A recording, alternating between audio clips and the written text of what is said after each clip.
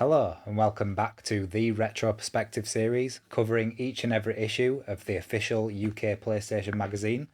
This time we have issue number 12 from November of 1996.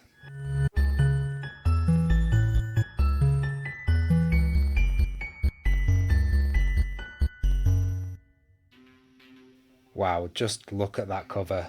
Without a doubt, one of the best covers of the official PlayStation magazine. I love the fluorescent orange text and this like bluish silver colour. It's very reminiscent of the PlayStation itself and just retro futuristic, I would say, in general. And I love how the colours of these Wipeout racing craft stand out as well. Up until this point in time, issue 12 is the biggest PS mag so far in terms of pages, competitions offered and games covered, according to Rob Pegley in his editor's note. The news on page 7 gives us yet another update of the domination of PlayStation in the games market. PS1 sales top 1 million across Europe, and Resident Evil sets a new record, selling 21,500 copies in 2 days. If that were a music single, it would have gone straight in at number 1.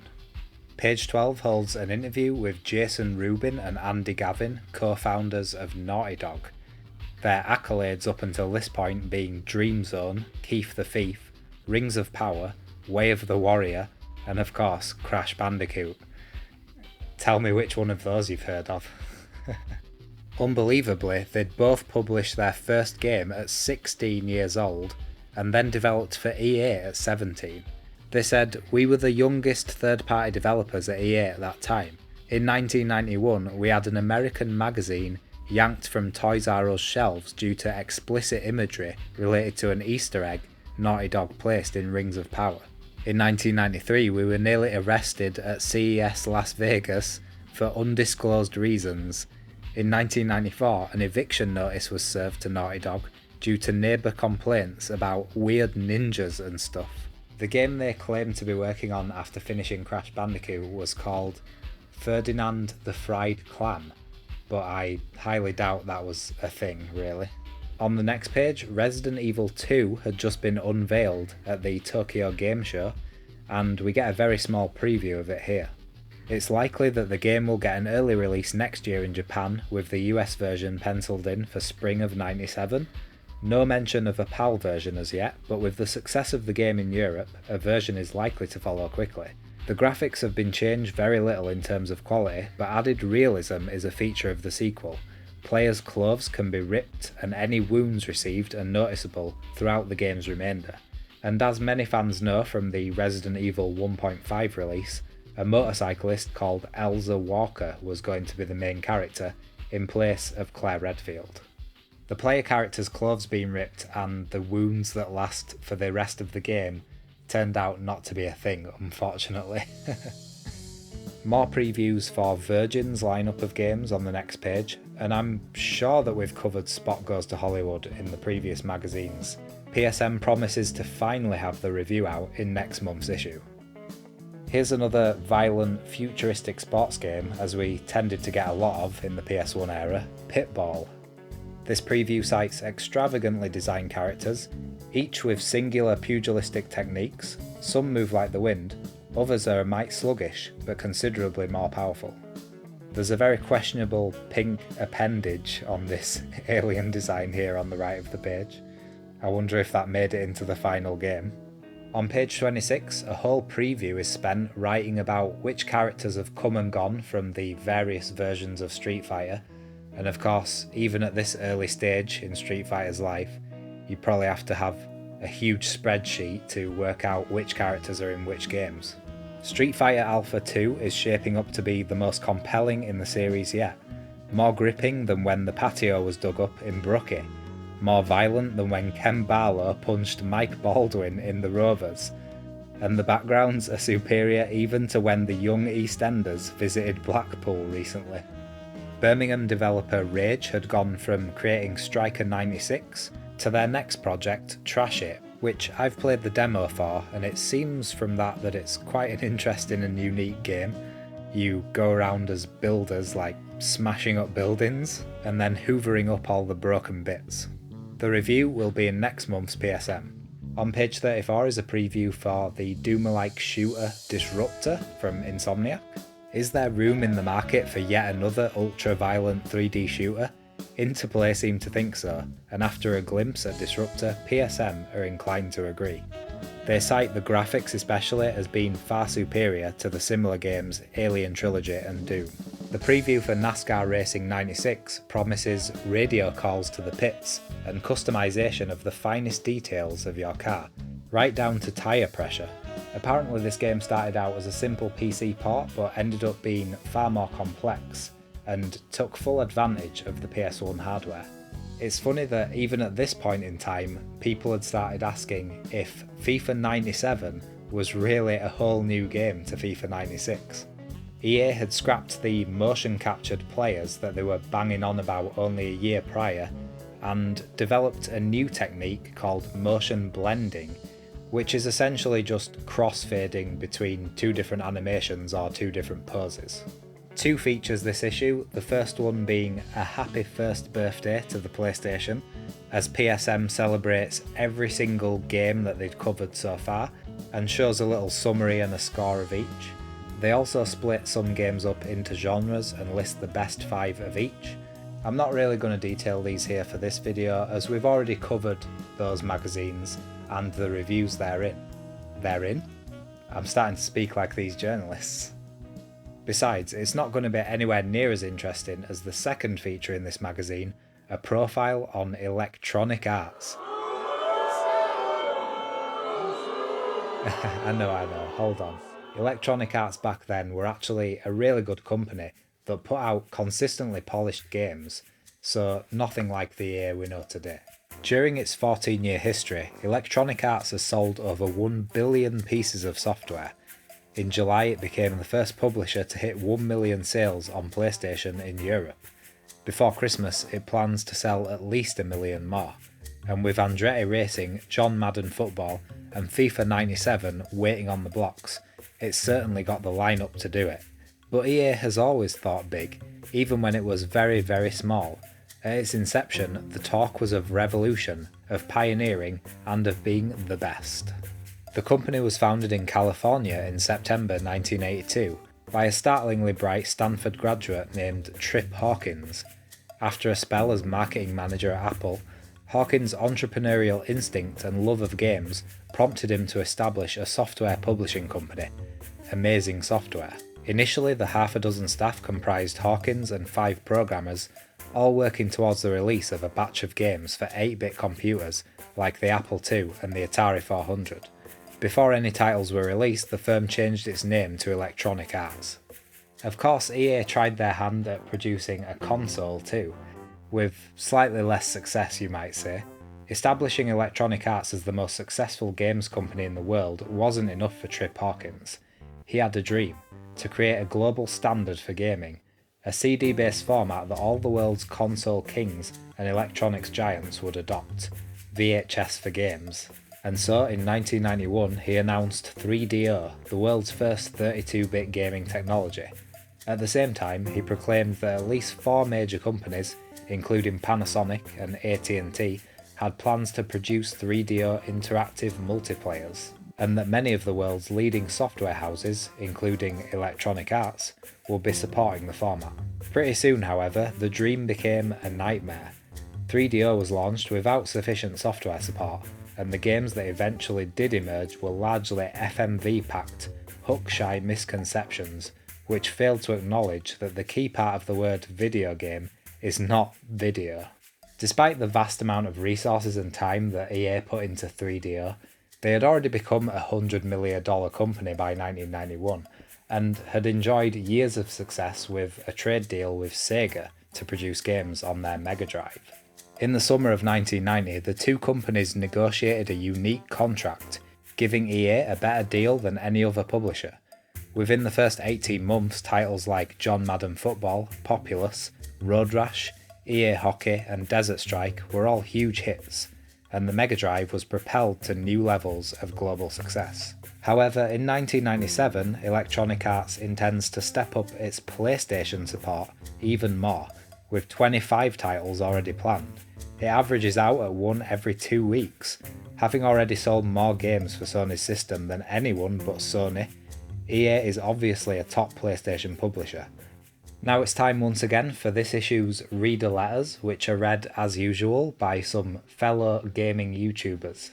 After reading your surround sound feature in PlayStation Magazine 7, I decided to install said device and purchased a Sony Pro Logic decoder, complete with 5 speakers for as little as only £300 new. When it came to testing it on my PlayStation, Need for Speed, as you suggested, was superb. Oncoming police sirens wail from front left to rear as the car begins its pursuit.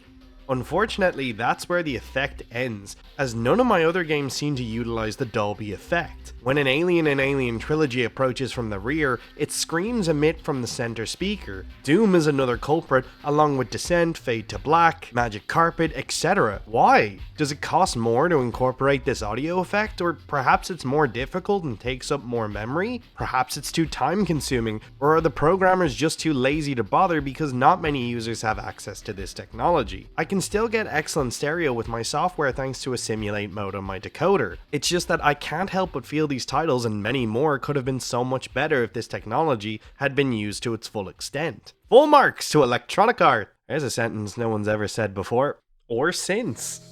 All the reasons you mention are valid, yes. It takes some time to create these effects, and yes, some companies won't have the technology at their disposal. Where video games are concerned though, this is still new technology.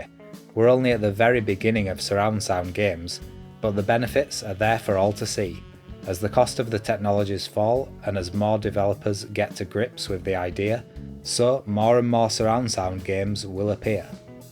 And to enjoy all the intense detail and sound quality to its fullest, you need SAVA surround sound speakers. And setting up a system like this is easier than you'd think. I'd just like to make a point about control pads.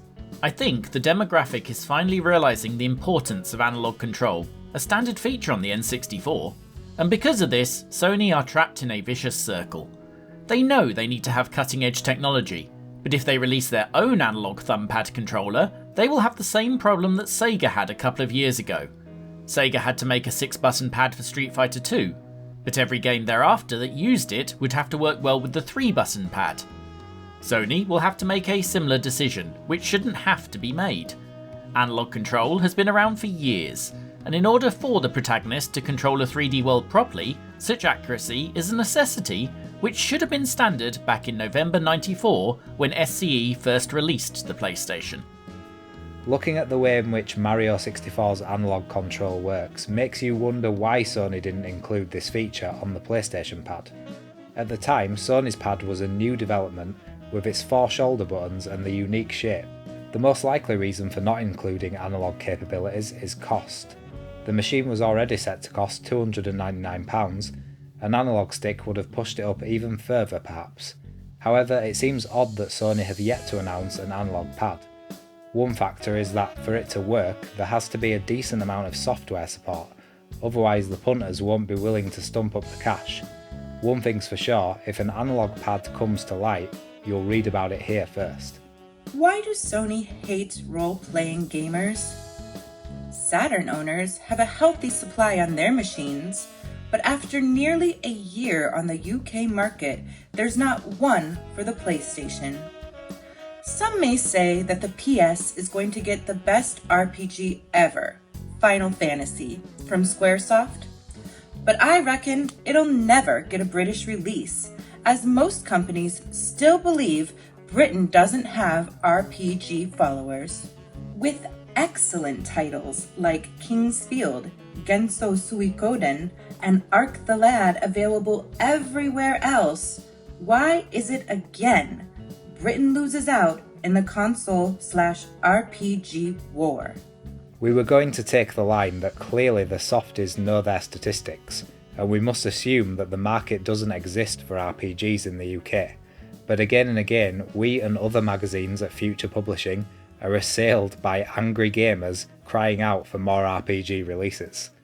The first review in this issue is Wipeout 2097, a game which seems to improve quite significantly on the original. Why is it one of the most important PS titles? Simply because it illustrated perfectly the graphical power of the console and the 3D capabilities therein. The engine remains superb, so much so that the writers didn't need to consider updating it, or indeed creating a new number. They could concentrate on improving the gameplay, taking on board critical feedback from the original, and polishing off the visuals to a shine. PSM cites this as the very best multiplayer game to play, and of course you would do that by linking two separate PS1s together, which are hooked up to separate TVs. Wipeout 2097 certainly comes recommended. Those who couldn't get to grips with the original will find its successor far more accessible.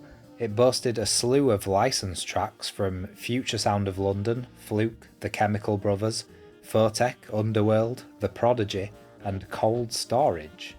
Haven't heard of most of them, to be honest with you.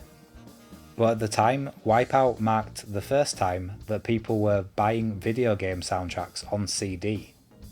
The much delayed strategy game Warhammer Shadow of the Horned Rat gets a review on the next page. Rally your troops and prepare to enter a complex world plagued by the supernatural and bloody frays. Can Sony's Grey Warrior win fame and fortune in the strategy game arena? As you progress through Shadow of the Horned Rat, the ranks of your army will grow, success brings you fame, and new units will offer to join you, each with different strengths and weaknesses. The game itself is split into two main sections, management and battle. Taking a large force to a battle will make it easier to win, but cost you more. Go bankrupt and the game is over. There aren't any friendly banks offering small business loans in the world of Warhammer. Even if it had a lot of competition, Warhammer Shadow of the Horned Rat would stand out as a great strategy game. It's going to be very hard for anyone to top it. It gets an 8 out of 10. Well, as they mentioned, the only real competitor at this time was XCOM Enemy Unknown, which is listed here, that also got an 8 out of 10. There weren't really many strategy games at this time in the PS1's life cycle. An extremely quick turnaround for the sequel to Jumping Flash, as we saw with many series in the PS1 era. There would be a release practically every year.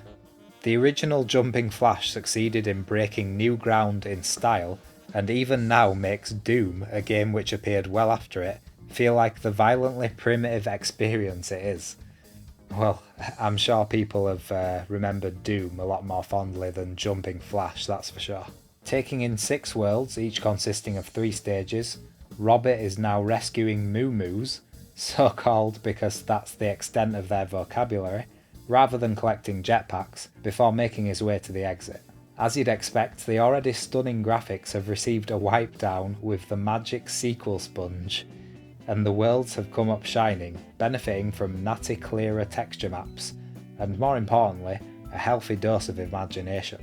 But a frustrating thing is that it's easy to see how things could have been tightened up. The enemies you encounter are far too accommodating.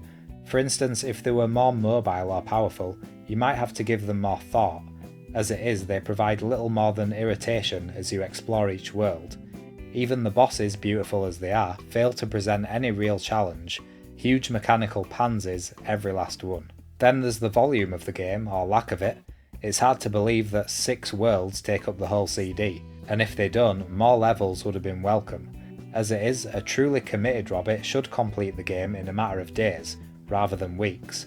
And it's such fun to do that you can't help but feel cheated when the game finishes and repeats itself with a different plot. It's a superb game that ably shows just what 3D games can achieve, and then gives itself away too cheaply. 8 out of 10. An excellent advertisement for Woolworths here, which is a shop that we used to have in the UK that sold loads of different stuff. Woolworths, as good a place to die as any. On the next page, Burning Road gets a 5 out of 10. From the screenshots, it looks pretty damn impressive graphically for the PlayStation. Despite looking a treat, there's just not enough meat on the gameplay bones to stop you feeling hungry. Burning Road's more of a 3-course snack than a meal. PSM describes Darkstalkers: The Night Warriors as Capcom's long-expected sequel to the famed Street Fighter 2, but will the humorous animation and sumptuous backgrounds be enough to shadow the stalwart Street Fighter Alpha? It got a 7 out of 10 compared to Street Fighter Alpha's 8 out of 10, so unfortunately not. Capcom's 2D beat-em-up engine has been tweaked and improved upon with the release of each new game. There's a host of smart features such as being able to throw projectiles and block in mid-air, having more than one projectile on screen at a time, and dashing backward or forward by double tapping the joystick. Aside from these are more subtle modifications such as projectile dissipation, block stun and block stun reversals. These changes make the game less formulaic than Street Fighter and more satisfying to play. Quite an interesting one on the next page, Starwinder, which basically looks like a complete rip-off of Wipeout, but you can tell even from the screenshots that it just looks nowhere near as good or as polished. So Starwinder, are you any good?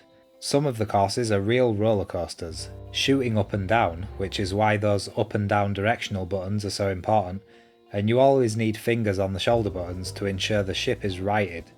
It's not that the controls aren't responsive, for they are, it's just that the surfeit of controls make it a terrible chore. Wusses, we hear the stateside coders cry. Maybe, but a year on from the original Wipeout, there is little here that wasn't built by our friends in Liverpool. Starwinder gets a 4 out of 10. On the next page, perhaps the Japanese answer to Wacky Races, it's a review for Motortoon GP2. It was a couple of years ago now, a bod from Edge magazine returned fresh from a show in Japan, replete with a video upon which were rolling demonstrations of Ridge Racer and Motortoon Grand Prix.